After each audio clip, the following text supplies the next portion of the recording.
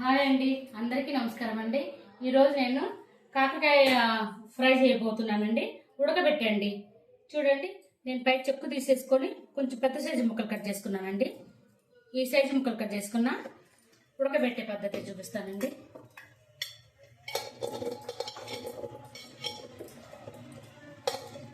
ఇది ఉడకబెట్టి చేస్తే చాలా బాగుంటుందండి. మజ్జిగ అండి, ఒక గ్లాస్ మజ్జిగ తీసుకున్నా.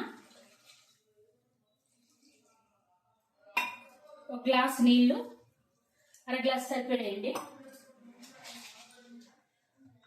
దానికి సరిపడా రుచికి తగ్గట్టు ఉప్పు అండి, కొద్దిగా చింతపండు. ఇవి ఉడకబెట్టుకుందామండి. పసుపు వేసి ఉడకబెట్టుకుందామండి.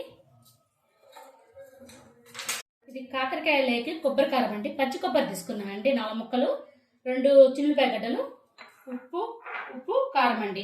ఇవి మిక్స్ చేసుకుందామండి. ఇంకా ఇదిగోండి, ఉడకబెట్టి వడకట్టేసానండి. పసుపు వేసి ఉడకబెట్టాను, ఉడికిపోయిందండి మెత్తగా. ఆయిల్ పెట్టుకున్నా. తాలింపు గింజలు, ఎండుమిరపకాయ అండి, కరివేపాకు, గుప్పెడు కరివేపాకు అండి, ఉల్లిపాయలండి. 2 గడ్డలు తరిగి పెట్టుకున్నానండి ఉల్లిపాయలు నేను.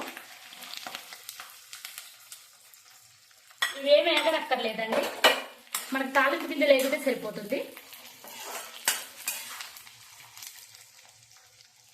ఇదిగోండి, ఇదే నూనెలో ఇవి వేసేసుకోవాలండి. ఇంకా ఉడకబెట్టుకున్నాయి. పసుపు వేసి కొద్దిగా చింతపండు వేసి ఉడకబెట్టుకున్నది. ఇది బాగా నూనెతో వేగనిద్దామండి. ఇంకా ఇదిగోండి, వేగిపోయింది. పసుపు వేస్తున్నా. కొబ్బరి కారం అండి, పచ్చి కొబ్బరి, ఉప్పు, కారము, చిల్లుపాయలు వేసి మిక్సీ పట్టిన కొబ్బరి కారం అండి. ఇది చాలా టేస్టీగా బాగుంటుందండి. ఇది పచ్చి కొబ్బరి వాడి చూడండి, టేస్ట్ మాత్రం భలే ఉంటుందండి. అన్నంలోకి మాత్రం, ఇది అన్నంలోకి, చపాతీలోకి చాలా బాగుంటుంది. పప్పుచారు చేసుకున్నప్పుడు చాలా బాగుంటుందండి. ఇది కొంచెం వేగనిద్దామండి. పచ్చి కొబ్బరి కదా, పచ్చి కొబ్బరి కొద్దిగా వేగనిద్దామండి.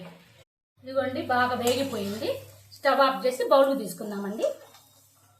ఇదిగోండి, కాకరకాయ ఫ్రై, ఉడకబెట్టి చేసిన ఫ్రై అండి. చాలా టేస్టీగా బాగుంటుంది. ఒక్కసారి నేను చేసిన పద్ధతిలో చేసి చూడండి. నచ్చితే లైక్ చేయండి.